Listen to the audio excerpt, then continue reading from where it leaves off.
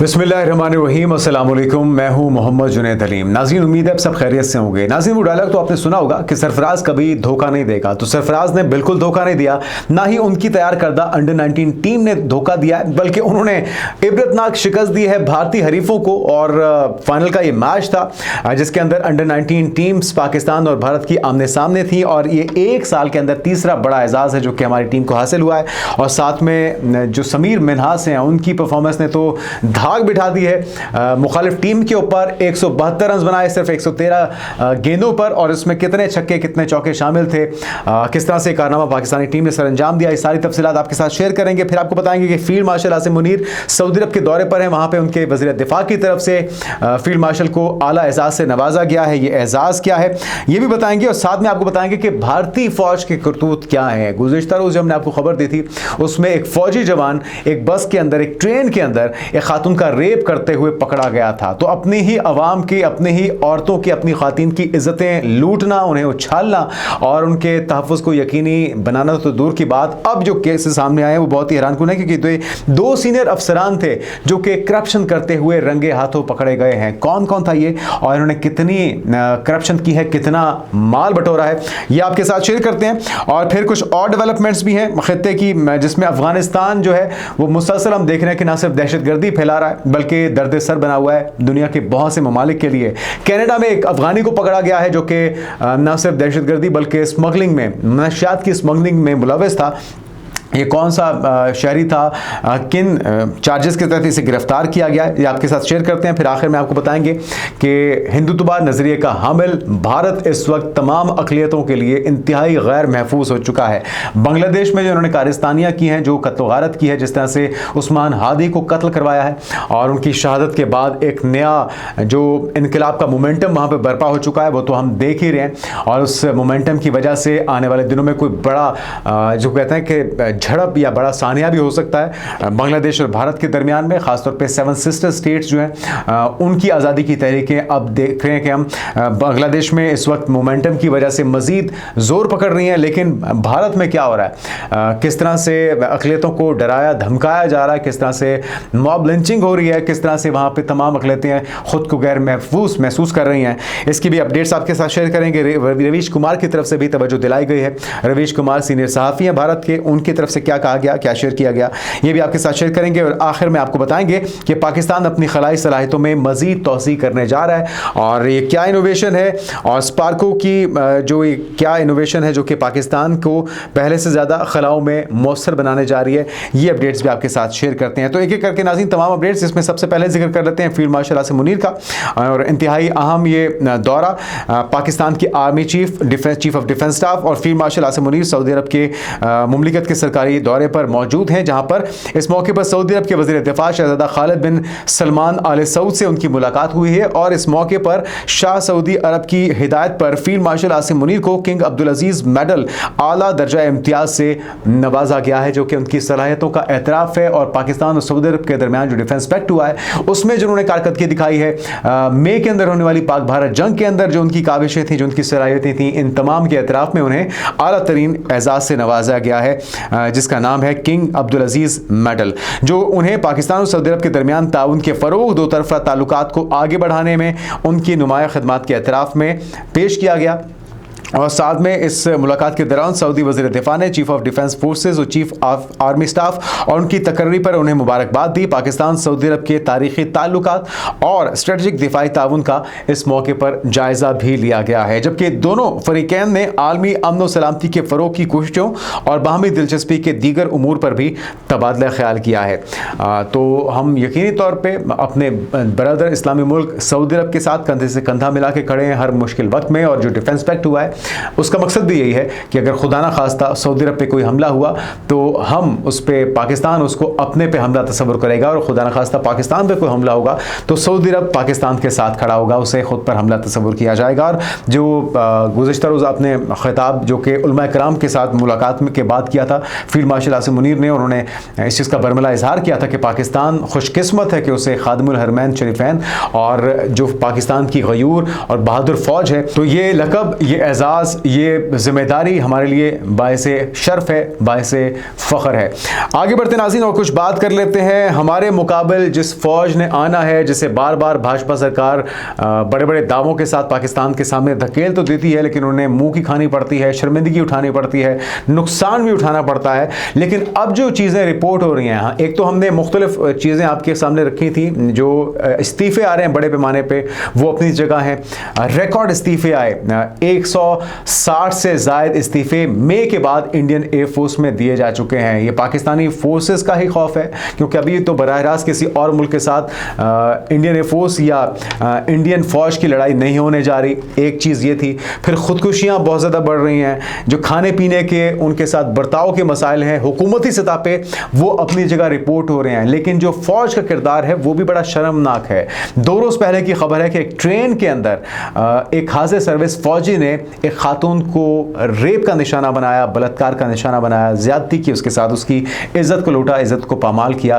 तो जो मुल्क के दिफा के ज़ामिन है, जो मुल्क की सरहदों की हिफाजत के ज़ामिन है, जो मुल्क की अवाम की तहफ़्फ़ुज़ के ज़ामिन है, वो अगर ख़ातीन की, औरतों की इज़्ज़तें लूटेंगे तो फिर आप उनसे क्या तवक्को कर सकते हैं। लेकिन मामला या कहानी यहाँ पर रुकती नहीं है, इससे भी बढ़ गया मामला। और उसके साथ साथ आपने जो वाइफ स्वैपिंग का मामला सुना था, जो हमजिन्स परस्ती के जो वाक़यात सुने थे, वो अपनी जगह रिपोर्ट हो रहे हैं। ये वो सारी खामियाँ हर इंसान में होती हैं, हर माशरे में, हर शोबे में होती हैं। लेकिन जो यहाँ पर काले धंधे चल रहे हैं इंडियन फोर्सेस के अंदर, उसकी मिसाल नहीं मिलती। ये इस कदर शर्मनाक खबरें हैं जो इंडियंस ही रिपोर्ट कर रहे हैं। ये हमारा कोई क्लेम नहीं है, हमारा कोई दावा नहीं है, ये इंडियंस ही हैं जो ये खबरें लीक कर रहे हैं। और ये अब वक्त के साथ साथ बढ़ती जा रही हैं। फ्रस्ट्रेशन है या डिप्रेशन है या कोई और दिमागी मसला है या ये हिंदुत्वा पॉलिसी है भाजपा सरकार के ज़ेर असर, ये उसके असर आते हैं, ये हम समझने से कासिर है। लेकिन बहरहाल जो चीज़ रिपोर्ट हुई है, सुन लीजिए खबर क्या है। खबर नाज़रीन यह कि भारतीय फौज के 2 सीनियर अफसरान हैं जो कि मियाँ बीवी हैं, हस्बैंड वाइफ हैं।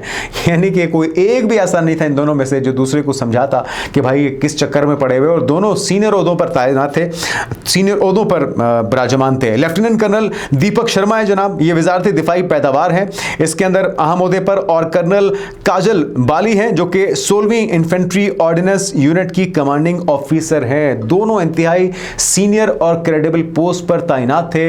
लेकिन जो इन्होंने हरकत की है वो भी ज़रा सुन लीजिए।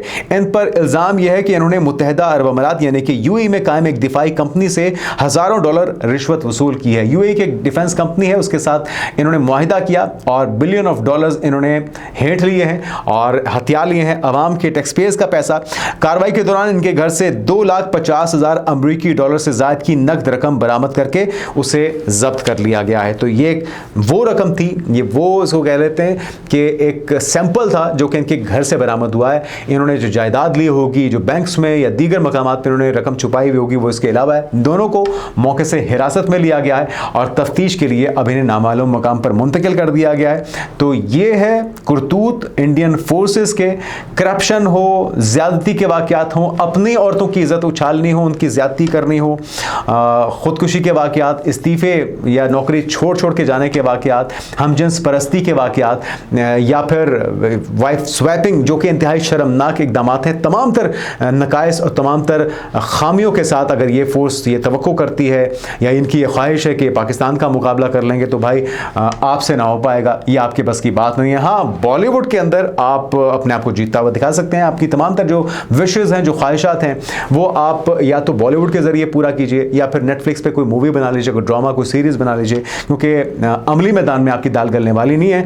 और ये सिर्फ अस्करी मैदान में नहीं है, ये जंग के महाज पे नहीं है, खेल के मैदान में भी हो क्या रहा है। अच्छा, एक ख्वाहिश थी जी, बीसीसीआई की ये फरमाइश थी, ये ख्वाहिश थी कि जी हम हाथ नहीं मिलाएंगे पाकिस्तानी खिलाड़ियों से।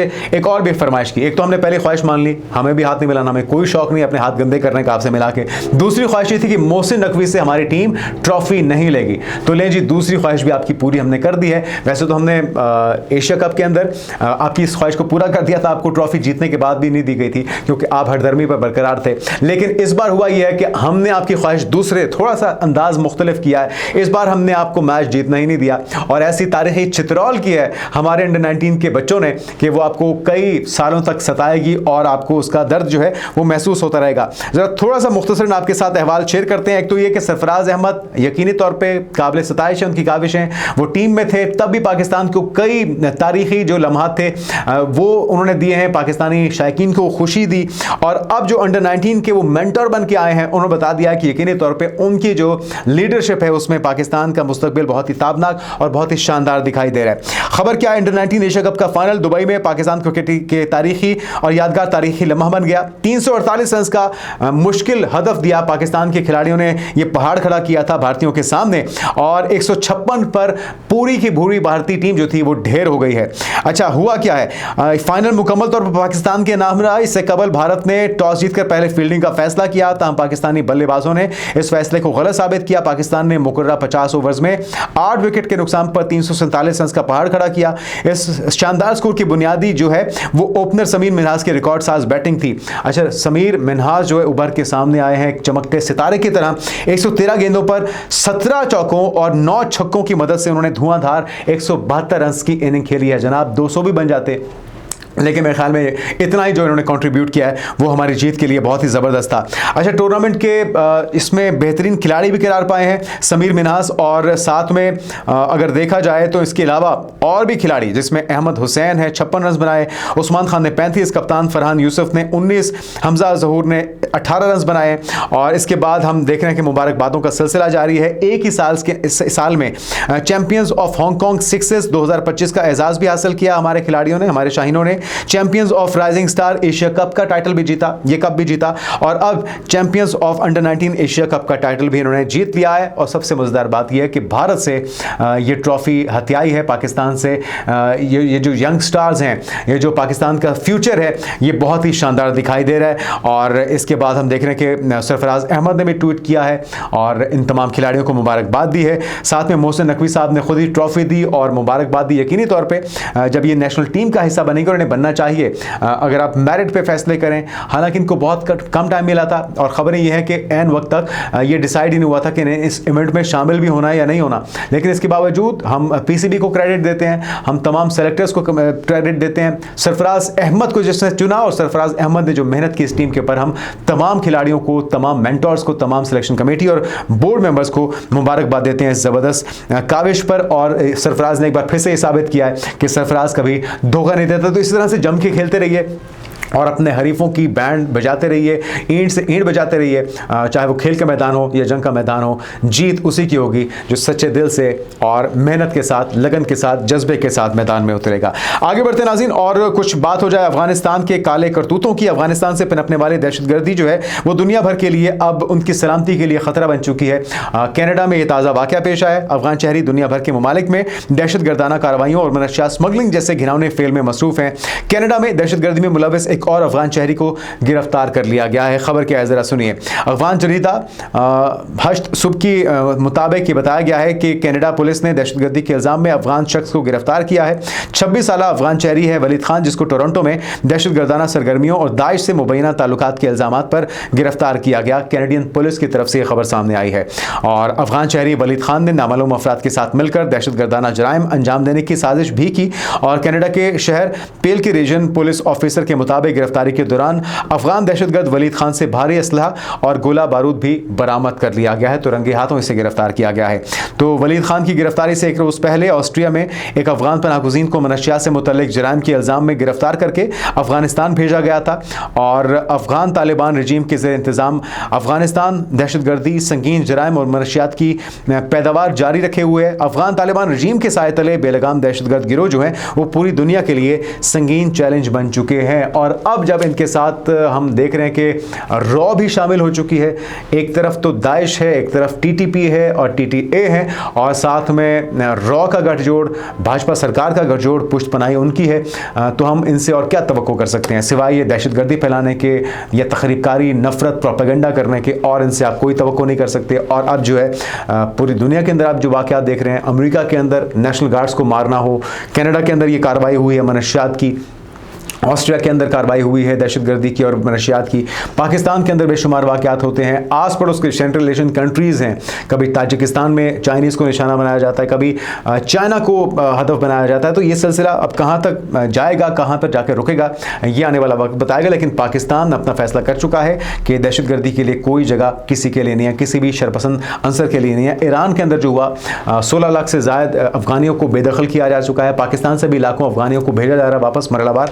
लेकिन जब तक आप खुद से ये फैसला नहीं करते कि आपने अपने मुस्तकबिल को, अपने अवाम के मुस्तकबिल को मुकद्दम रखना है या फिर आपने चंद डॉलर्स के बस अपने ज़मीर का सौदा करना है, तो ये फैसला आपके हाथ में है। अब आते हैं नाज़रीन, जो जिसके नक्शे कदम पर इस वक्त अफगानिस्तान चल रहा है, भारत में कितने गैर महफूज हो चुकी हैं अक़लियतें, ये रोज़ हम आपको कोई ना कोई वाक़या देते हैं। रवीश कुमार की तरफ से ये जो मैसेज दिखाया गया है, ये कुछ RSS के गुंडे बदमाश किस तरह से धमका रहे हैं, ज़रा सुनिए उनका मैसेज क्या आवाम के लिए।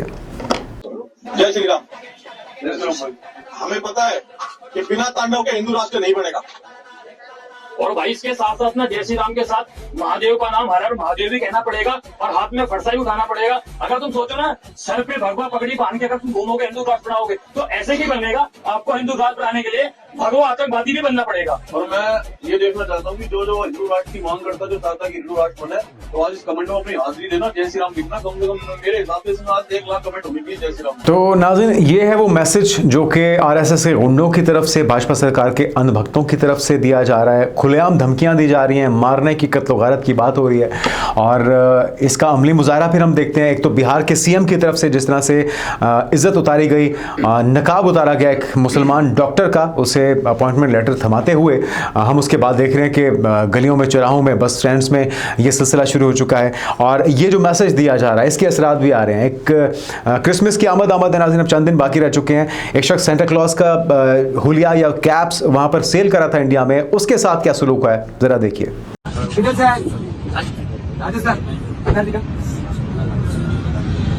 अरे ये हिंदू राष्ट्र है, इधर क्रिश्चियन का चलेगा नहीं। उठा ले, अरे कलेक्टर पाखु नले लोकल आईआईसी दियो एमाने एठी बसी पारिबे। तुमे आमे बड़दांडरे जगन्नाथ देशरे आसी कि ये कोन बिकुछ है जगन्नाथ देशरे आसी कि कोन क्रिश्चियन लो बिकलोनी तमे को ये बता को का पाके परमिशन ले, को पाके परमिशन लेकर अछि जे तमे एठी बसी पारिबो नहीं आओ। गरीब आदमी जगन्नाथ का बेच, गरीब आदमी जगन्नाथ का बेच, इधर का नहीं चलेगा। भगवान का दिन नहीं आधार कार्ड नहीं चाहिए, सब लिखा चलो। हिंदू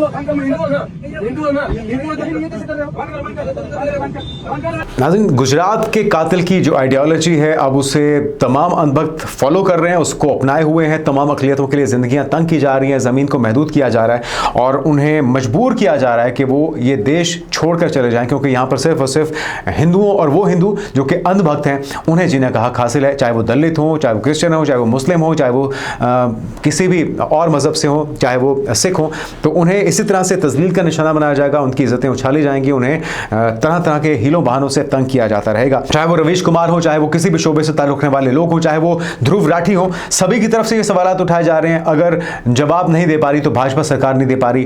पहलगाम जैसे वाक़ये से करवा लीजिए, फॉल्स फ्लैग ऑपरेशन करवा लीजिए, बॉलीवुड की फिल्में बनवा लीजिए, उसमें भी प्रोपेगेंडा ऑफ नफरत का इजहार ये खुलकर करते हैं, क्योंकि हकीकत यह है कि इनके पास, इनके पल्ले कुछ नहीं, अंदर से ये खोखले हो चुके हैं। जाते जाते नाज़रीन, पाकिस्तान की खला के मैदान में एक ज़बरदस्त काबिश, पाकिस्तान अपनी खलाई सलाहियतों में तोसी के लिए तैयार है, क्योंकि स्पार्को 25 दिसंबर 2025 को चीन से SD3 Shandong earth observation satellite launch करने की तैयारी कर रहा है और इसके लिए तमाम जो तैयारियां हैं मुकम्मल की जा चुकी हैं। ये नया सैटेलाइट जो है वो नक्शा साजी के लिए, मैपिंग के लिए, माहौलियाती निगरानी, ज़रूरी मनसूबाबंदी और आफात के इंतज़ाम में मुआविन साबित होगा। और जो पाकिस्तान के बढ़ते हुए खिलाई प्रोग्राम और इसके अलावा इसमें एक और हमसंग मील की हैसियत रखता है, तो इसकी तमाम तैयारियां मुकम्मल हो चुकी हैं। चाइना के अंदर ये लॉन्चिंग सेरेमनी होने जा रही है 25 दिसंबर को। हमारी बेस्ट विशेस इस टीम के अंदर शामिल तमाम इंजीनियर्स को और माहिरीन के लिए। आने वाले दिनों की पेशरफ से आपको आगाह करते रहेंगे। अपना ख्याल रखिएगा। अल्लाह हाफ़िज़।